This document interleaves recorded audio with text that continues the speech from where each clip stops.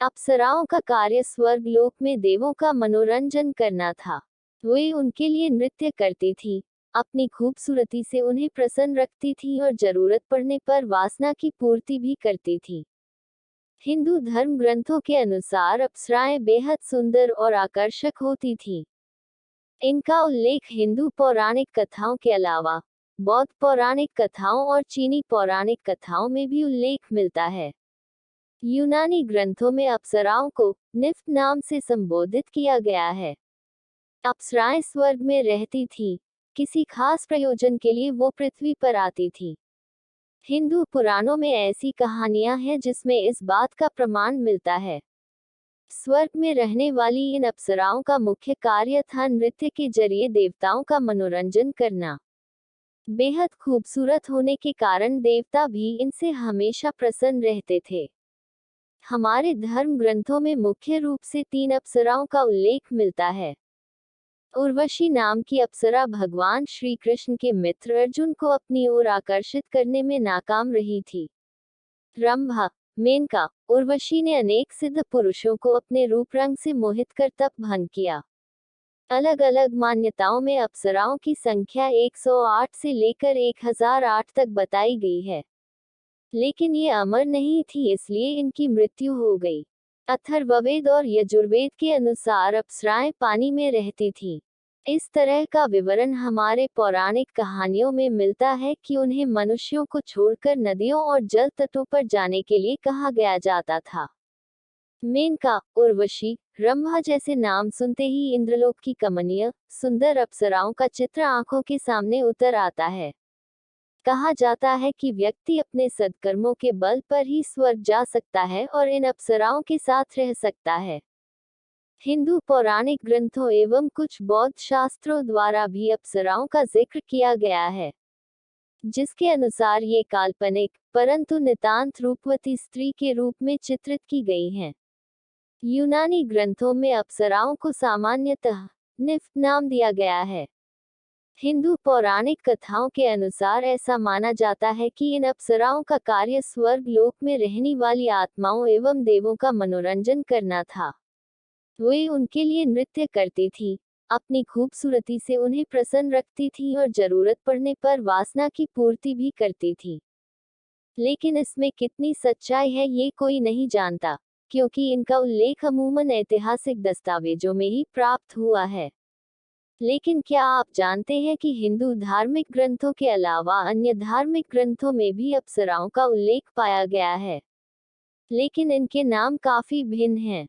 चीनी धार्मिक दस्तावेजों में भी अप्सराओं का जिक्र किया गया है, लेकिन शुरुआत हम हिंदू इतिहास से करेंगे।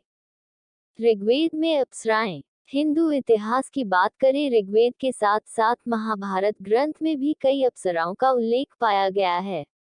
यह अप्सराएं किसी न किसी कारण से स्वर्गलोक से पृथ्वीलोक पर आईं एवं इन ग्रंथों को एक कहानी प्रदान कर चली गईं। हिंदू ग्रंथों में हमें स्वर्गलोक की 4 सर्वश्रेष्ठ अप्सराओं का वर्णन मिलता है। ये हैं उर्वशी, मेनका, रंभा एवं तिलोत्तमा। कहते हैं इन सब में से सबसे खूबसूरत एवं किसी को भी अपनी ओर आकर्षित कर सकने वाली अप्सरा थी उर्वशी। लेकिन यह वही अप्सरा है जो पांडु पुत्र अर्जुन को अपनी ओर आकर्षित करने में असमर्थ रही थी, और परिणाम स्वरूप क्रोध में आकर अर्जुन को श्राप देकर चली गई। अर्जुन से हुई थी भेंट। इस कहानी के अनुसार एक बार इंद्रदेव ने अपने पुत्र अर्जुन को स्वर्गलोक में आमंत्रित किया और उसे अप्सरा उर्वशी का नृत्य देखना हासिल हुआ। कहते हैं कि उस समय उर्वशी इतना सुंदर नृत्य कर रही थी कि उसके पैरों की थरथराहट से अर्जुन अपनी आंखों हटा ना सके। लेकिन दूसरी ओर इंद्रदेव को लगा कि शायद अर्जुन अप्सरा की खूबसूरती में मग्न हो गए हैं, इसलिए नृत्य मनोरंजन के बाद उन्होंने अप्सरा को अर्जुन के कक्ष में जाकर उन्हें प्रसन्न करने का आदेश दिया। लेकिन जब अर्जुन को ये बात पता चली तो उन्होंने उर्वशी से ऐसा करने से मना किया और साथ ही उसे माता कहकर भी संबोधित किया। एक अप्सरा होते हुए अपना यह अपमान वह बर्दाश्त ना कर सकी और अर्जुन को 1 वर्ष तक नपुंसकता का पाप झेलने का शाप देकर चली गई। इंद्रदेव से ही 2 और अप्सराओं की भी कहानी जुड़ी है।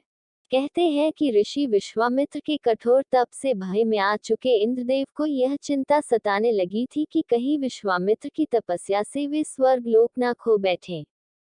इसलिए उन्होंने अप्सरा रंभा को पृथ्वी लोक पर ऋषि को अपनी ओर आकर्षित कर उनकी तपस्या भंग करने को कहा। आज्ञा पाकर रंभा ऋषि के सामने पहुंच भी गई और ठीक वही किया जो उसे करने के लिए कहा गया था, लेकिन इसका परिणाम वह जानती नहीं थी। तप में विघ्न आने के कारण क्रोधित विश्वामित्र ने रंभा को शाप दिया और उसे एक खूबसूरत अप्सरा से वर्षों तक पत्थर बने रहने के लिए विवश कर दिया। अप्सरा रंभा के संदर्भ में एक और कहानी प्रसिद्ध है। कहा जाता है कि एक बार जब वह कुबेर पुत्र के यहाँ जा रही थी तो कैलाश की ओर जाते हुए रावण ने मार्ग में उन्हें रोक लिया। उसकी खूबसूरती देख रावण ने पहले उसे प्रसन्न करने के लिए कहा, लेकिन जब अप्सरा अपनी इच्छानुसार ना मानी तो रावण ने उसके साथ बलात् संभोग किया था। कहते हैं कि रंभा से भी अधिक सुंदर यदि कोई अप्सरा थी तो वह थी मेनका। जब रंभा ने इंद्रदेव का कार्य न किया तो उन्होंने हार नहीं मानी। अब उन्होंने अप्सरा मेनका को पृथ्वी लोक पर भेजा।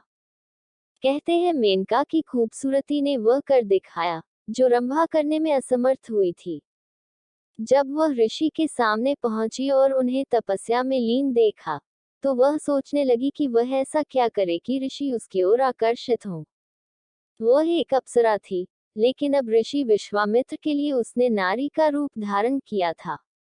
इसलिए उसने ये कार्य करने के लिए अपनी सुंदरता का भरपूर इस्तेमाल किया।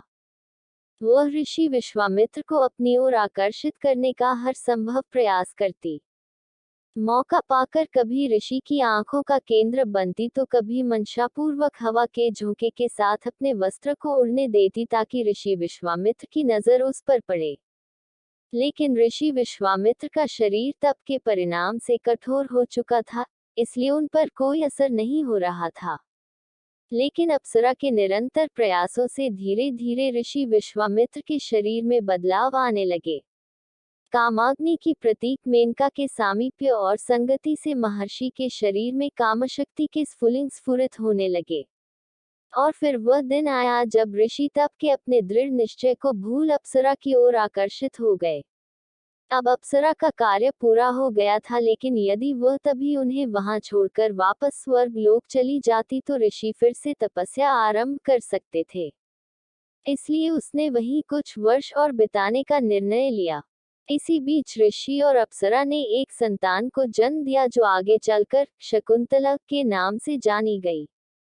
लेकिन वक्त आने पर ऋषि एवं अप्सरा ने आपसी सलाह करके कन्या को देर रात कब ऋषि के आश्रम में छोड़ दिया, जिसके बाद अप्सरा वापस स्वर्ग लोक चली गई और ऋषि तपस्या के लिए वन में चले गए। इसके बाद जिस अप्सरा का हम वर्णन करने जा रहे हैं, वे असल में अप्सरा थी नहीं बल्कि एक शाप के कारण बना दी गई थी। इस अप्सरा का नाम है तिलोत्तमा।